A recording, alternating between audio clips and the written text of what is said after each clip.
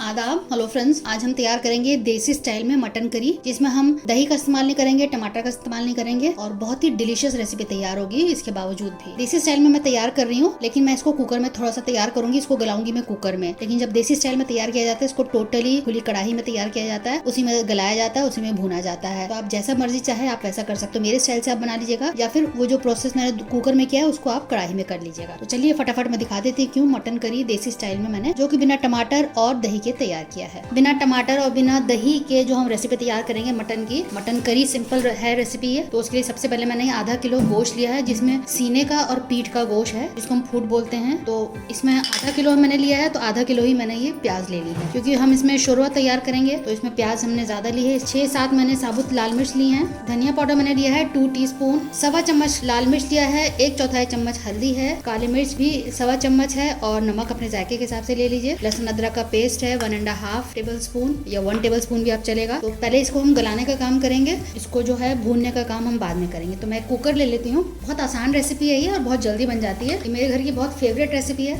जब कभी भी दावत होती है तो हम ये जरूर तैयार करते हैं, ये रेसिपी जरूर रहती है। तो इसमें मैं पहले थोड़ी सी प्याज डालूंगी, आधी प्याज मैंने डाली है। इसमें अब हम गोश्त डाल देते हैं।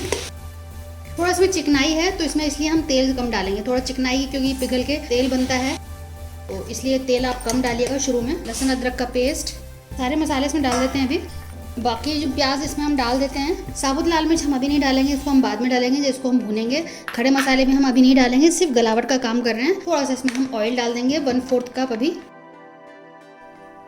पानी डाल रहे हैं, 2 से 3 चम्मच बस डाला है, ज़्यादा पानी नहीं डालना है, क्योंकि प्याज ही पानी छोड़ेगा, मटन से भी पानी छूटेगा, इसलिए पानी आप ज़्यादा मत डालिएगा। 2 विसल देंगे, उसके बाद गैस को ऑफ कर देंगे और इसको अपने आप ठंडा होने देंगे, इसका प्रेशर रिलीज मत करिएगा। तो अब ये गोश्त मैंने 2 विसल के बाद इसको ठंडा होने के लिए छोड़ दिया था। अब इसकी ये कंडीशन है, आप देख लीजिए। अब इसका हम भुनाई का काम करेंगे, तो कुकर में थोड़ा मुश्किल होता है भूनना, इसको मैं कढ़ाई में पलट देती हूँ। अब इसको हाई फ्लेम पे थोड़ा भूनेंगे। आपको इसमें जितना भी लिक्विड दिख रहा है ये सूख जाएगा, बिल्कुल ड्राई हो जाएगा। इसको हमें तब तक भूनना है और भूनते भूनते दूसरा काम ये होगा कि इसका कलर चेंज हो जाएगा, अच्छा डार्क कलर आ जाएगा भूनते भूनते। 10 से 15 मिनट लगेगा इसको भूनने में, इसका पानी सूखने में। और भूनते भूनते जो प्याज आपको अभी मोटी मोटी दिख रही है, इसका ग्रेवी बन जाएगा, इससे बिल्कुल सिमट जाएगा और बिल्कुल घुल जाएगा, मोटा मोटा बिल्कुल भी आपको नहीं दिखे। तो 10 से 15 मिनट में मैं आपको दिखाती हूँ। बस हमको ये काम करना है, बीच बीच में चलाते रहना है। फ्लेम को कभी लो कर देंगे, कभी हाई कर देंगे। इस तरह से करते हुए 15 मिनट में हम इसको सुखा के मैं आपको दिखाती हूँ। इसमें मैं 3 से 4 हरी इलायची और लौंग डाल देती हूँ साथ में, और साथ में साबुत लाल मिर्च भी डाल देते हैं। और बस अब भुनाई का काम शुरू हो गया है।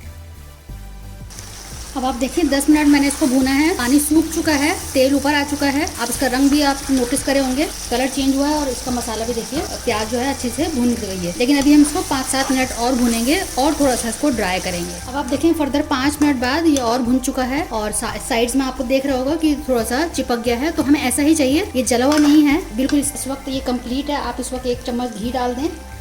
इसमें 1 चम्मच मैं घी डाल रही हूँ, 1 से 2 चम्मच आप डाल सकते हैं। और ये बिल्कुल तैयार है। आप देखें गलाने के बाद सिर्फ 15 मिनट लगा और ये हमारी रेसिपी बिल्कुल तैयार हो चुकी है। इसको कह सकते हैं आप भुना गोश्त, बिल्कुल भुना गोश्त है। आप इस पर चूल्हा बंद कर सकते हैं, आप इसको रोटी पराठे के साथ खा सकते हैं। अगर इसी को आपको ग्रेवी वाला चाहिए, करी के साथ चाहिए, तो इसमें आप थोड़ा सा आधा कप या 1 कप पानी डाल दें अपनी जरूरत के हिसाब से, तो आपका हो जाएगा मटन करी। तो बिल्कुल देसी स्टाइल का हमने मटन करी तैयार किया है। अब इसमें थोड़ा सा मैं पानी डालूंगी, क्योंकि इसको हम चावल के साथ खाएंगे, तो थोड़ा सा शोरवा यानी कि करी चाहिए होगा। मैं इसमें पानी डालती हूँ।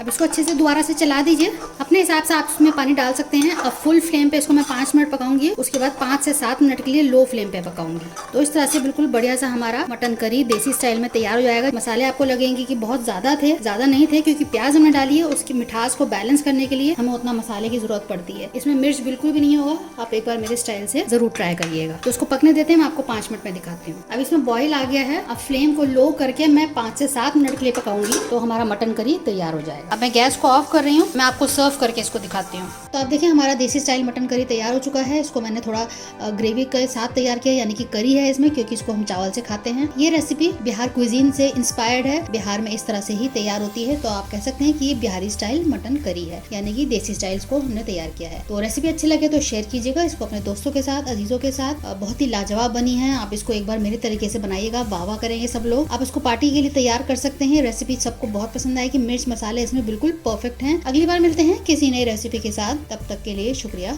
देखते रहिए शहलाज अख्तर खान।